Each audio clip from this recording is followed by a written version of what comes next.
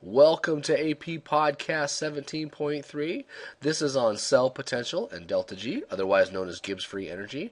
And what we're going to do today is we're going to relate the two. So if you think about the potential of the cell, the unit is volts, and a volt is otherwise known as a work divided by the charge, and the work is in joules, as you guys well know, and charge is in coulombs. So what we're going to do is we're going to relate the two through a very handy equation, and this is of course on your equation sheet, that delta G under standard conditions, there you go right there, equals negative NFE, and the N stands for the number of moles of electrons. We'll balance a redox reaction to get that. F is a new thing called a Faraday, and here's the definition of a Faraday, and it's 485 coulombs per mole of electrons. And that constant there is also on your equation sheet, and then that multiply that by the cell potential under standard conditions. And so we're going to do a few problems with that, and you're actually going to find it's not too bad. So let's look a little further here. So there's our equation, right? And there's a couple things to note. Now, if the cell potential right here is less than 0, then G would be greater than 0, right? And that's what this negative sign does right here. Okay, a negative sign keeps G in the right perspective there. So if we have a cell that's less than 0, right, in other words, the voltage is a negative number, we know from our previous podcast that the cell wouldn't run. Well, if you think about that and you equate that to a chemical reaction, the idea is that Gibbs free energy would be a positive number, and that means it would be non-spontaneous. And you guys know from our time doing thermo that G has to be negative in order for it to be a spontaneous reaction. So now on the other hand, if the cell potential is greater than 0, right, we get a positive volts, then we will, because of this equation right here, we will get a negative G, and that means the cell is spontaneous, or the reaction will run. So let's just do a couple problems. It's not too bad. We just got to make sure we take care of a few things and make sure we do our redox reaction just right. So here's the question. Calculate the G for the following reaction. So here's our reaction right here. And what's nice is we've already broken them up in the two reductions from the reduction potential sheet. And you can see the voltages right there. Now, something's got to switch, right? So just look at that one. Which of these two are we going to switch? Well, hopefully you realize that since this is negative right there, if I were to flip this one, we'd get a negative 78, right? And obviously that can't work. So this one is going to have to flip. Okay. Now, the other obvious reason, of course, is if you just look at the equation right here, we see that iron solid is over on this side, and iron solid is right there. So we know we got to flip. There's two ways to know. Okay. But again, sometimes we're going to see problems where they don't give us the reaction. We have to figure it out just by looking at the voltages. So we want to make sure that we can do both. So I'm going to flip that one, right? And so that would give me a positive 0.44 volts. And so I get 0.78 as my voltage. All right. And that is, of course, under standard conditions. So now let's go ahead and calculate delta G. Okay, and that equals negative, and then the number of moles. So look at this and see how many moles of electrons. This isn't too bad because in both reactions it's the same number. Okay, so 2 moles of electrons are going to be transferred, and we're going to multiply that by a Faraday, which is 96,485 coulombs per mole of electrons. Okay. And I guess I should have put here moles of electrons, again, so we show that our units cancel, right? And I'm going to multiply that by my voltage, 0.78 volts, which is really, if we want to keep our units right here, let me erase that number a little bit. Let me erase that just so we can write. As I mentioned before, a voltage is a joule per coulomb, right?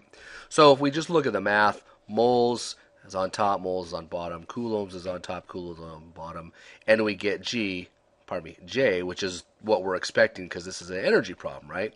And so when you work that out, you get 1.5 times 10 to the 5th joules. Okay, and oops, let's not forget this because that's kind of important, right? There's a negative sign. So again, this is a spontaneous cell. Now there's two reasons that we believe it to be spontaneous, or that it'll run, right? Because we've got that negative sign for G, and we've got a positive voltage right here. Okay, not too bad, right? Well, let's try another one. This one's a little more involved. Pause the video for a moment and read that equation. Or pardon me, read that question because it's kind of long, and then we'll go ahead and do it. All right, did you read that question? It looks a little intimidating, right? One of the first problems that I see is they don't give us an equation. They don't give us the reaction that we can look at. So we've got to kind of figure that out from just the words here. So if I look up here, it says that we're going to produce some Mn2 plus, right? And that's going to be oxidized by permanganate, right? So I'm going to look at my reduction potential sheet and look for that reaction. Okay, and I find it right here. Okay, at 1.5, so that's not a very straight line. Okay, so I found that reaction. Let's go back to this one. And then further on, we're going to get the MnO4 is going to be, let's see how I read this. The periodate ion is going to oxidize this. Let me look at that. So what I've got to do is I've got to go look for periodate in this thing. Let's see, periodate. Oh, it's right above. How handy. Look at that one right there. I'll give a different color. Okay, so there's periodate and then iodate. All right, so now I've found my two reactions, and now we've got to write them out. Okay, I've written the reactions out from the sheet, and I've flipped one of them, and I want to tell you how I flipped one of them. There's two ways to look at it. These ions are then oxidized to the deeply colored MnO4, right? So that means manganese has to get oxidized, right? Well, if you look right here, I had to write it so that manganese, which is a +2, gets oxidized to +7 right there. Okay, so that's how I knew to flip that one. The other one, if we look at these two values, I've got 1.51 and 1.60. So one of those has to be flipped, right? And hopefully it's obvious to you. We've got to flip the one that's at 1.51 volts. Otherwise, we're going to get a negative cell. All right, so let me write those two numbers in there. So with this one, with the manganese, I get a negative 1.51, right? And for this one, I get 1.60, right? Okay. So, and I can do the voltage right now to equal 0.09 volts, right? Even though hopefully you realize we're going to have to multiply these reactions to get our electrons balanced. Remember, when we multiply the half reactions, we're not multiplying the voltage. So that voltage is going to be 0.9 anyway, 0.09. Okay, so now if we look at our reaction, though, because we want to make sure we get the number of electrons correct because of our equation, we're going to need that, right, to find our delta G. So I look at my number of electrons. I got 2 here and 5 there, and we have to get the same number of electrons produced and